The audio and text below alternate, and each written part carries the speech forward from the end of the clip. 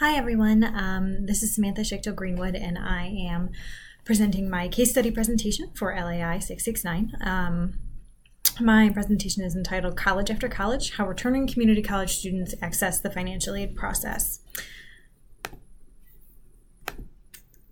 So my research topic is community college students and financial aid generally. So this is what I'm looking at for most of my research work, qualitative and quantitative. My research questions in particular for this project were: how do community college students returning for a professional credential access the financial aid process? What are the attitudes of students returning to community college for a professional credential toward financial aid? And as a subset of that question, based on the literature, are these the same or different than the attitudes of students attending for their first two-year degree?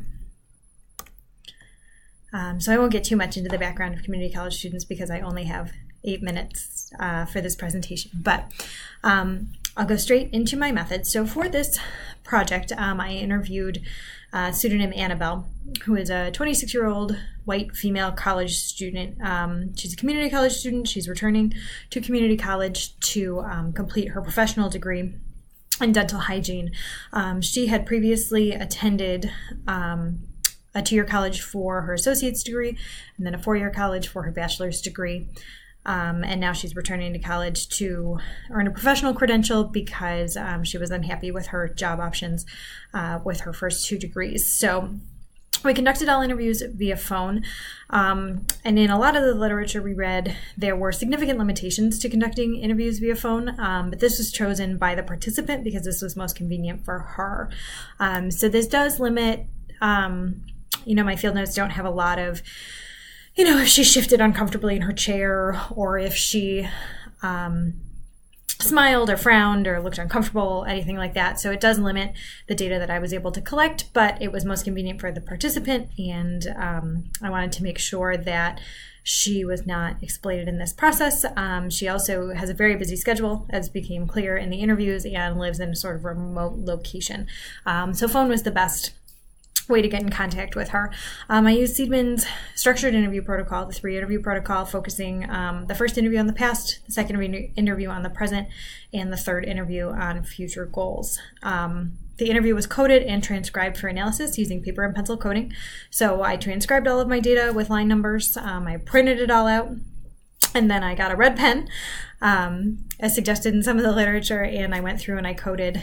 And I used initial coding protocol, which Saldana indicates is when data are broken down into discrete parts while remaining open to all possible theoretical directions indicated by the reading of the data. Because this was my first interview case study, I didn't want to pick a specific coding protocol, so I went with the initial coding protocol because I wasn't sure exactly what would come out of my data.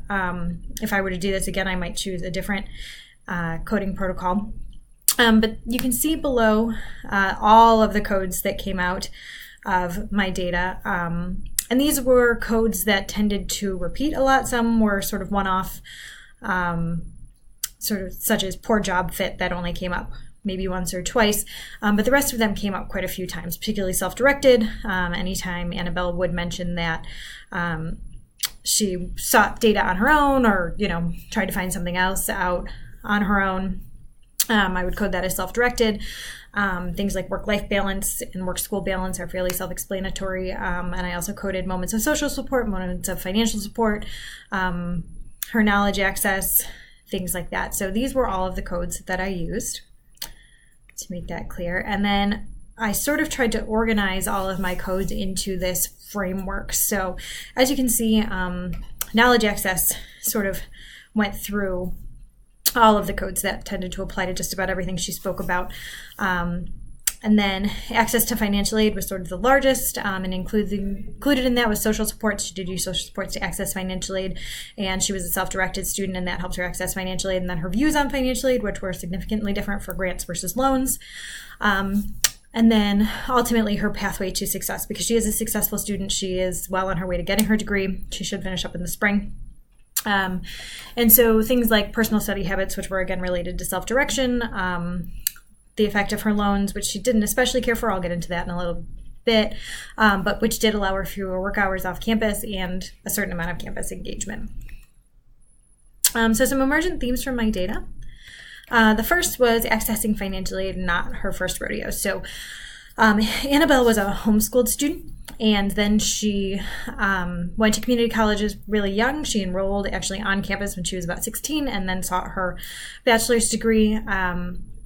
So she ended up having a high level of knowledge and was a very self-directed student, which may or may not be related to her homeschooler status. And a quote from Annabelle: "As a homeschooler, you have to kind of seek these things out. When I decided to drop out of high school, I had to have a different plan because I'm definitely not the kind of person to drop out just for the sake of dropping out." The second theme that emerged was financial aid. Love it, hate it.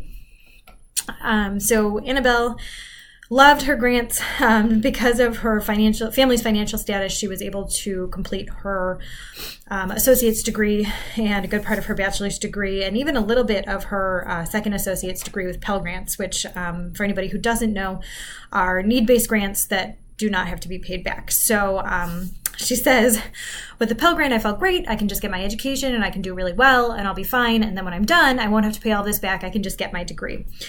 So she was really grateful for her grants, and she definitely felt differently, which was something that I was curious about her loans. She was very debt averse. This was a code that came up quite a few times in my transcription.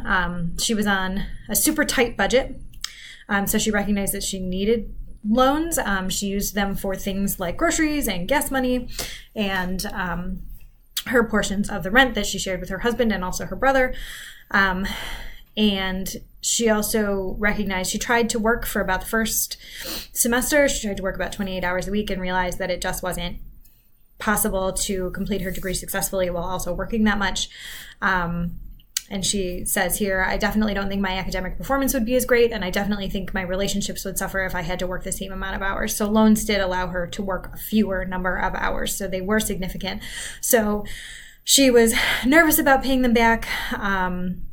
She was not looking forward to paying them back, but she also recognized their importance in her education process. And finally, the emergent theme that I came up with finally was success story. So she is doing really well. She does seem on a path to graduate. Campus engagement, which Tinto's work in 1985 indicates is important for community college, or well, for all college students in their persistence, which means their continued enrollment from semester to semester. So her campus engagement was a mixed result. She was engaged in campus activities with her dental hygiene group, which she may not have been able to be engaged in if she had not had the loans, because she would have had to be working. But she wasn't involved in anything else outside of her dental hygiene group. Also personal study habits. So she personally just had really good study habits. She was engaged in her work. She recognized how to prioritize. She also had social supports both on and off campus. Her husband, her carpool buddy, and the counseling service at school were some of her social supports, and also financial supports. Her husband was a big financial support for her. He had a full-time job, and he was making most of the money in their partnership. So one of her concluding feelings about loans from her third interview was, so I'm definitely thinking a lot harder about each decision, whether to buy a house, where to buy a house, whether to have kids. All those things are based on, my career path. So yes, it's a huge, huge difference from when I was 16 attending college or 18 attending college. Those things weren't even in my thought process. It was just, I kind of like this and I feel like I could enjoy a career this way, so I'm going to do it. But now it's very pointed and much more, I have a specific career path that I hope to achieve. So that answered one of my research questions. So I went back to my research questions, and it appears to me, based on this very preliminary interview, that community college students returning for a professional credential are heavily influenced by the way they access financial aid for previous credentials. It also appears that community college students returning for a professional credential have a high level of focus. Grants are seen as helpful. Loans are also seen as helpful, but also burdensome. And loans is a fear and a motivator. Financial aid is necessary to achieve goals. And then, are they different? Based on some of the literature that I've read in the past, her goals don't necessarily seem different, or her attitudes don't necessarily seem different from those community college students enrolled for the first time. Those students are also extrinsically motivated.